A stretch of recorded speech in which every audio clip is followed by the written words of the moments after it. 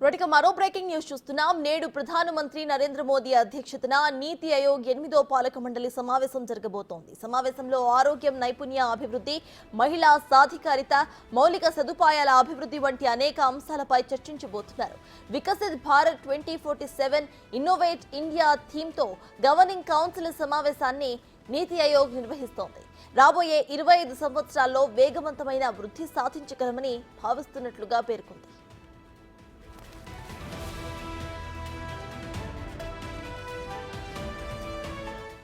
2047 నాటికి వికసిత్ భారత్ కోసం సమావేశంలో రోడ్ మ్యాప్ ను రూపొందించే అవకాశం ఉంది. ఇందులో కేంద్రంతో పాటు రాష్ట్రాలు కలిసి పనిచేయబోతున్నాయి. ఎంఎస్ఎంఈలు, మౌలిక సదుపాయాలు, పెట్టుబడులు, మహిళా సాధికారిత, ఆరోగ్యం, పోషకాహారం, నైపుణ్య అభివృద్ధిపై భేటీలో చర్చించబోతున్నారు. సామాజిక మౌలిక సదుపాయాలు సహా 8 ప్రముఖ రంగాల గురించి ఇందులో చర్చించబోతున్నారు.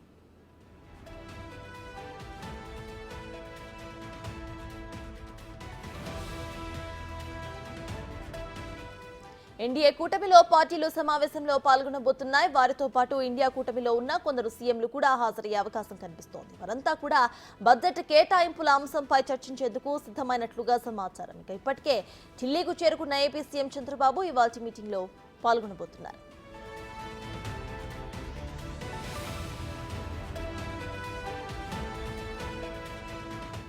ఇదే విషయంపై పూర్తి డీటెయిల్స్ మా ప్రతినిధి శివ అందిస్తారు. శివ, చెప్పండి, ఇవాళ నీతి ఆయోగ్ 8వ పాలక మండలి సమావేశం జరగబోతున్నట్టు తెలుస్తోంది. అయితే దీనికి ఎవరెవరు హాజరయ్యే అవకాశం ఉంది? ఇప్పటికే రేవంత్ రెడ్డి బహిష్కరించినట్టు తెలుస్తోంది. ప్రెసెంట్ అప్డేట్స్ ఏంటి?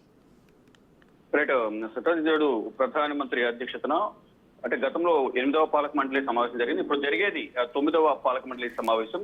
గతంలో తీసుకున్న నిర్ణయాలకు సంబంధించి కొన్ని నిర్ణయాలకు సంబంధించి కూడా అయితే 3వ జాతీయ ప్రధాన కార్యదర్శి సమావేశంలో ఏవైతే సిఫారసులు చేశారో ఆ పాలక మండలి తీసుకున్న నిర్ణయాలపైన కూడా ఈ సమావేశంలో చర్చించే అవకాశం కనిపిస్తుంది. ఇక నీతి ఆయోగ్ చైర్మన్ గా ప్రధాని నరేంద్ర మోడీ ఉన్నారు. ఈ రోజు ఉదయం 9 గంటలకు రాష్ట్రపతి భవన్ లో ఒక బ్లాక్ లో ఈ సమావేశం అయితే జరగబోతుంది. ఈ సమావేశానికి తెలుగు రాష్ట్రాలకు సంబంధించి సీఎం రేవంత్ రెడ్డి బడ్జెట్ లో కేటాయింపుల పట్ల వివక్ష చూపించిన నేపథ్యంలో ఈ సమావేశానికి హాజరు కాకూడదంటూ కూడా కాంగ్రెస్ పాలిత రాష్ట్రాల ముఖ్యమంత్రులు అంటే కర్ణాటక, తెలంగాణ, హిమాచల్ ప్రదేశ్ ఈ 3 రాష్ట్రాల ముఖ్యమంత్రులతో పాటు ఇండియా కూటమిలో ఉన్న కేరళ ముఖ్యమంత్రి, మరోవైపు పంజాబ్ ముఖ్యమంత్రి కూడా ఈ సమావేశానికి దూరంగా ఉన్నారు.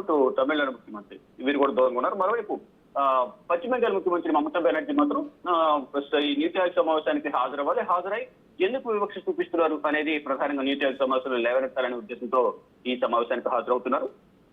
అంటే ఈ నీతి ఆయోగ్ సమావేశానికి మొత్తం దేశవ్యాప్తంగా ఉన్న ముఖ్యమంత్రులు అంటే పార్టీలకు అతీతంగా నీతి ఆయోగ్ లో మొత్తం అన్ని రాష్ట్రాలకు సంబంధించి కేటాయింపులు ఉంటాయి కాబట్టి అన్ని రాష్ట్రాలకు సంబంధించి కూడా నిర్ణయాలు తీసుకుంటారు కాబట్టి దానిలో భాగంగా ఈ సమావేశానికి హాజరయ్యేందుకు అన్ని రాష్ట్రాల ముఖ్యమంత్రులు అయితే వస్తున్నారు. అయితే గత సంవత్సరం 2023లో డిసెంబర్ లో జరిగిన 3వ జాతీయ ప్రధాన కార్యదర్శి సమావేశంలో తీసుకున్న సిఫారసులపైన కూడా దీనిలో నిర్ణయాలు తీసుకుంటారు. వాటి తాగునీరు, విద్యుత్, ఆరోగ్యం, పాఠశాల, విద్య, అలాగే భూమి, ఆస్తి అనే 5 అంశాలపై కీలక సిఫారసులపై సమావేశంలో చర్చిస్తారు. ఇక సైబర్ సెక్యూరిటీ, బ్లాక్ల కార్యక్రమం, రాష్ట్రాల పాత్ర, పరిపాలనలో కృత్రిమ మేధ వంటి అంశాలపై కూడా ఈ సమావేశంలో అంటే గతంలో జరిగిన 3వ ప్రధాన కార్యదర్శి సమావేశంలో తీసుకున్న నిర్ణయాలపై కూడా చర్చిస్తారు. ఇక దీంతో పాటు నీతి ఆయోగ్ 9వ పాలక మండలి సమావేశంలో పలు కీలక నిర్ణయాలు తీసుకునే అవకాశం అయితే ప్రధానంగా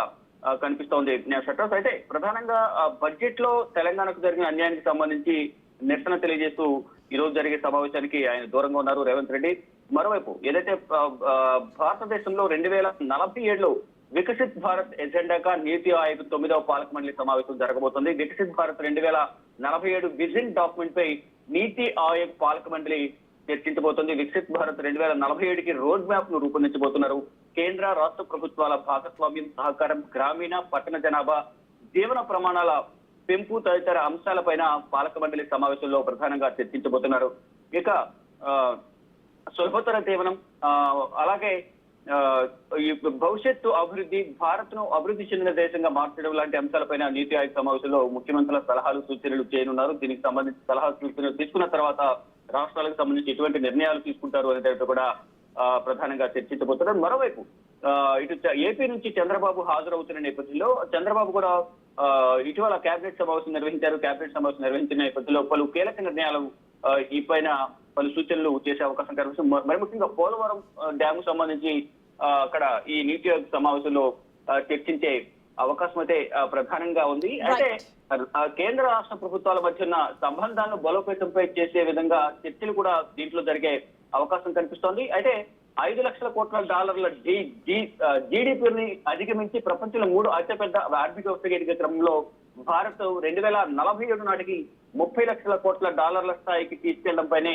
ఈ నీతి ఆయోగ్ సమావేశంలో ప్రధాని నరేంద్ర మోదీ అధ్యక్షతన జరుగుతున్న సమావేశంలో చర్చించే అవకాశం కనిపిస్తుంది. 2047 నాటికి వికసిత భారత్ లక్ష్యాన్ని చేరుకోవడానికి కేంద్ర రాష్ట్ర ప్రభుత్వాల మధ్య సహకార పూర్వక సమన్వయం అవసరం కాబట్టి కేంద్ర రాష్ట్రాలు ఒక టీం వర్క్ కింద పనిచేసేందుకు అవసరమైన కొన్ని సూచనలు కూడా ఈ సమావేశంలో చర్చించే అవకాశం అయితే ప్రధానంగా కనిపిస్తోంది. Right, thank you.